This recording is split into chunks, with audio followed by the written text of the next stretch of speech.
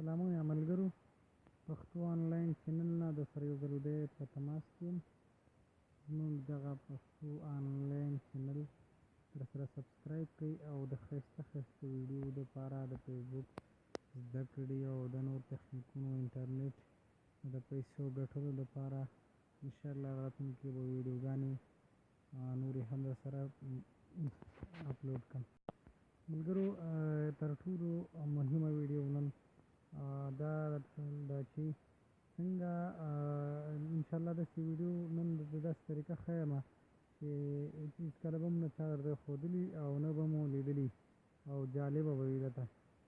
هغه دا چې څنګه کولی شو زر موبایل چارج کړو او ذخیره ډېره وکړي.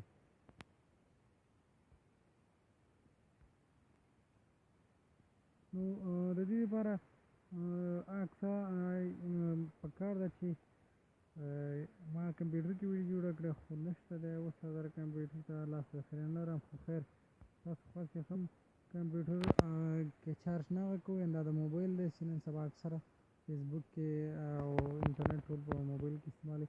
موبایل څنګه ښه او زر چارج کړو؟ ډېر اسانه او جالبه ده.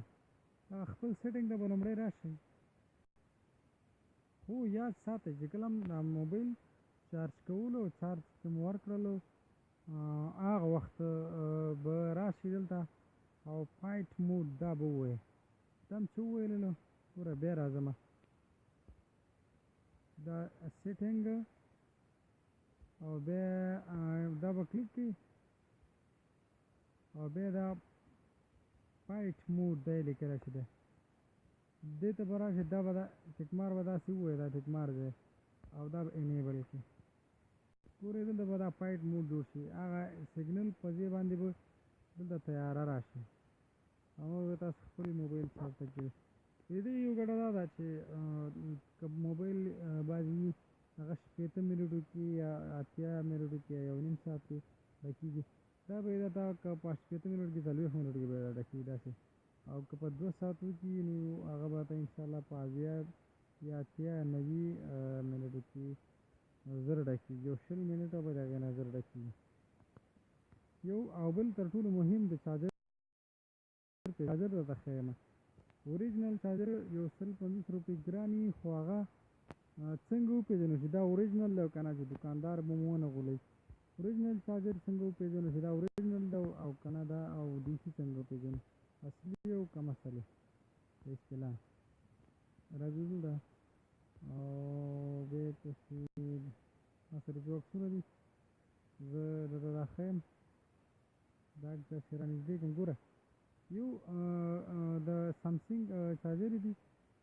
دا د یو ګوره هلته مو ورته لیکلي کاپي او دا بل اوریجنل.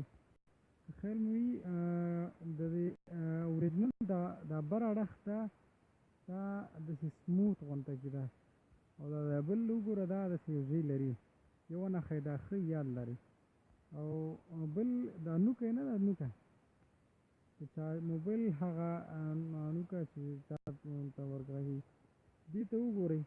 د اوریجنل ډېره وړوکې د کاپي چې کم اصل چې هغه دا نوکه اوږده وي دا یې 2 نښه شوله. او یو بل هم ده دا ده اوریجنل.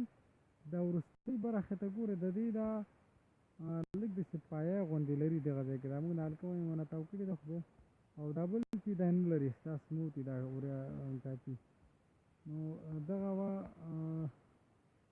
یو څو نښې. او یو بل هم دی راځو د برې د چارجر بره حصې ته. د اوریجنل که خیال مو وي ګوره دا لیکل چې دا په یو اندازه لیولي او د کاپي چې دغه ای تورې د ای سره لږ وصل شوی. مطلب دغه شیانو ته هم ډېر پام وي. یو پکې بل دا ده چې هغه خو دلته اوس نه ځم څه کولی چې هر کله چارجر اخلي اوریجنل چارجر عموما دروند وي او ډي سي چارجر چې هغه سپک وي بیخي وزن نه لکه سپک وي. دغه یې 4 او 5 نښه شوله. ملګرو په دې هیله چې دا ویډیو وګورئ او نور ملګرو انډیوالانو سره یې شیر کړي تر څو ټول خبر شي او زموږ دا چینل سبسکرایب کړئ ځان سره تر څو پورې په آینده کې هر څه ویډیوګانې شیر کړو او کمنټ کې که کومه پوښتنه لرئ انشاءالله ستاسو پوښتنې او زما به جواب وي.